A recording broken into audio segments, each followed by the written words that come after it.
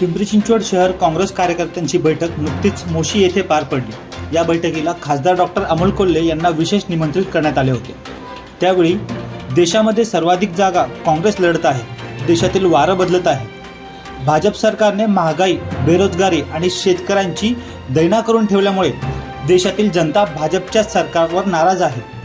केंद्रात इंडिया आघाडीचे वारे वाहू लागले आहे। केंद्रातील मोदी सरकार जाऊन नवीन सरकार येणार ही काळ्या दगडावरची पांढरी रेष आहे, असे खासदार डॉक्टर अमोल कोल्हे म्हणाले। वेगळी बैठक ही आपण आधी आयोजित केली आणि नंतर आपण मिळालेल्या येणार तर म्हणून मी आल्या त्यांना तेच सांगितलं की या आधी कैलास भाऊच्या ऑफिसमध्ये आपण सगळेजण भेटले होतो, तेव्हाही तुम्हाला सगळ्यांना हाच शब्द दिला होता आणि आता फक्त एवढंच मी त्यांना म्हणालो की आत्ता ज्या प्रमाणात देश पातळीवर आपण जागा लढतो यामध्ये सर्वाधिक जागा काँग्रेस लढतो आणि ज्या पद्धतीने आज राहुलजी गांधी यांनी देशातलं वातावरण बदललं। कालही तुमच्याकडे कदाचित प्रियंकाजींची ती क्लिप आली असेल की प्रियंकाजींचा कॉन्फिडन्स काय आहे। आज या बहीण भावांकडे संपूर्ण देश एक संघर्षाचं प्रतीक म्हणून बघतो आणि राहुलजींनी कन्याकुमारीपासून काश्मीरपर्यंत आणि नंतर मणिपूरपासून ते मुंबईपर्यंत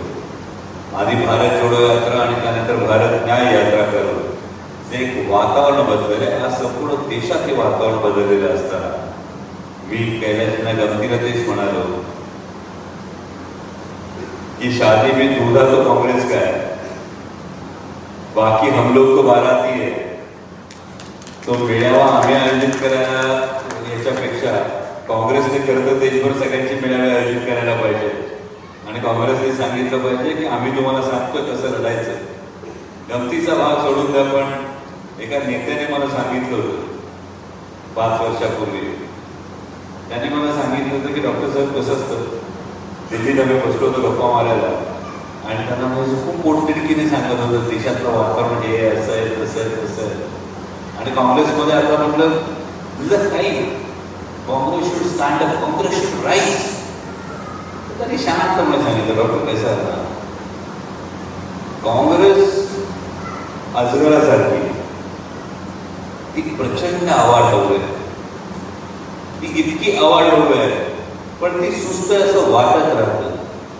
पण अजगराकडे जर बघितलं ना तर अनेकांना असं वाटतं अजगर सुस्त आहे, काहीच करत नाही, पण तोच अजगर जेव्हा भुकेलेला असतो आणि त्याला समोर भक्ष्य दिसतं तेव्हा त्या अजगरा इतकी ताकद इतर कुठल्याही प्राण्यामध्ये नसते। ते काँग्रेसचे ही गोष्ट लक्षात ठेवा आणि 4.5-5 वर्षांपूर्वी जे मला सांगितलं होतं ते आत्ता मला कळते। म्हणजे आजही मी आता कैलास भाऊंना सांगितलं, आजही भोसरीमध्ये असेल, आपण भोसरी विधानसभेचा विचार करू, अगदी प्रत्येक वाडी वस्तीपर्यंत, म्हणजे शिंदेसाहेब तुमच्यावर तर फार मोठी जबाबदारी आहे। तुम्ही रमाई आवाजचा विषय सांगता, कोटा स्कीम मध्ये कुणाच्या आशीर्वादानं बिल्डर घुसलाय याच्यावर तुम्ही आंदोलन पहिलं उभं केलं पाहिजे। पुनर्विकासाच्या नावाखाली जो बिल्डर शिरतोय हा कोणाच्या आशीर्वादाने बिल्डर घुसतोय हा जर तुम्ही बघितलं तर या पद्धतीने या सगळ्या स्लम एरियाजमध्ये म्हणजे शेवटच्या घटकापर्यंत हा संदेश काँग्रेसचा कार्यकर्ता सगळ्यात इफेक्टिव्हली पोहोचू शकतो। प्रत्येकाची आपापली गोष्ट आहे, म्हणजे शिवसैनिक ज्या पद्धतीने पेटून काम करतो, काँग्रेसचा कार्यकर्ता एका वेगळ्या पद्धतीने काम करतो, पण प्रत्येक व्यक्तीपर्यंत हा संदेश पोहोचवणं या माझी महाभाऊ साहेब आलेले आहेत, तर हा संदेश प्रत्येकापर्यंत पोहोचतो की ही निवडणूक अमोल कोल्हेची एकट्याची नाही, ही निवडणूक कुठल्याही 2 पक्षांची नाही, ही निवडणूक सर्वसामान्य भारतीय जनतेची आहे, ज्याला हा देश स्वतःचा देश वाटतो, जो या मातीला आपली माता मानतो, त्या प्रत्येकाची ही निवडणूक आहे। आणि म्हणून हा संदेश तुमचा प्रत्येकाचा हा संदेश शेवटच्या माणसापर्यंत पोहोचणं फार गरजेचं आहे आणि हे काँग्रेसचा कार्यकर्ता फार प्रभावीपणे करू शकतो असा माझा विश्वास आहे। आणि त्यामुळं जे स्लोगन खरं तर काँग्रेसने जो जाहीरनामा काढला त्यामध्ये तेच आहे, हात बदलेगा हालात।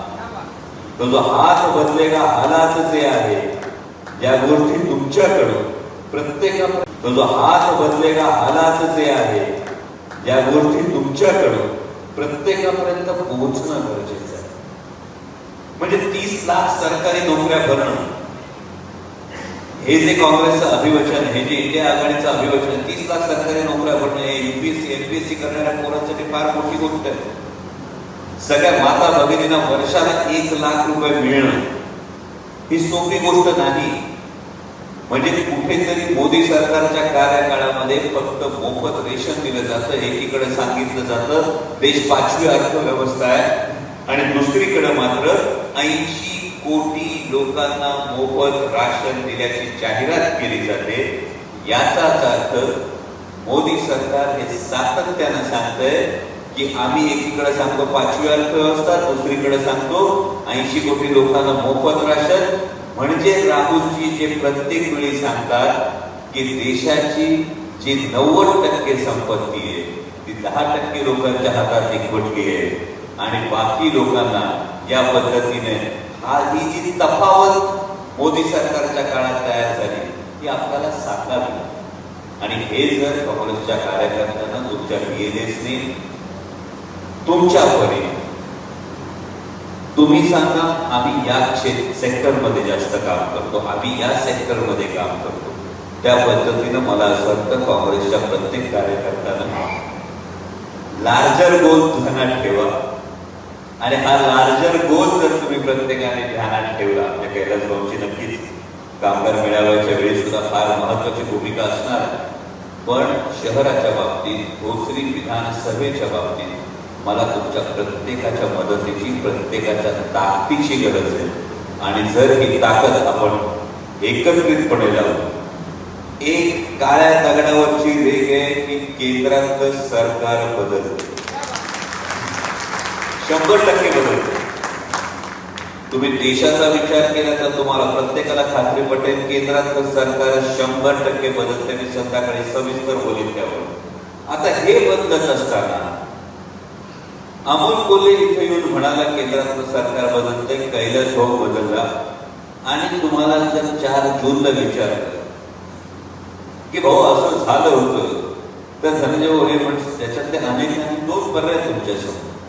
तर याच्यातले धनंजय भाऊ, याच्यातल्या अनेक कार्यकर्त्यांनी असं सांगायचं, हा ते दोघं त्या दिवशी बोलले होते, आम्ही समोर बसलो तर आम्ही टाळ्या वाजवल्या. हा एक पर्याय. आणि दुसरा पर्याय हा आहे की जेव्हा 4 जूनला सांगितलं जाईल केंद्रातलं सरकार बदलतंय, तर तुमच्यातला प्रत्येक जण सांगेल आम्ही नुसत्या टाळ्या वाजवत नव्हतो, आम्ही ग्राउंडवर आघाडीवर लढत होतो, त्यामुळे सरकार बदलतंय. त्यामुळं फक्त साक्षीदार म्हणून टाळ्या वाजवण्यापेक्षा त्याचे शिलेदार व्हा, एवढीच तुम्हाला प्रत्येकाला विनंती आहे.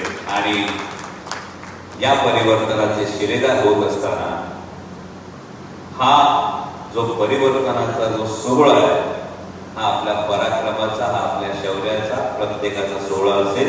पुन्हा एकदा आपण सगळे इतक्या मोठ्या संख्येने आलात त्याबद्दल मी मनापासून तुमच्या सगळ्यांचा आभार मानतो आणि थांबतो. धन्यवाद. जय शिवराय. धन्यवाद.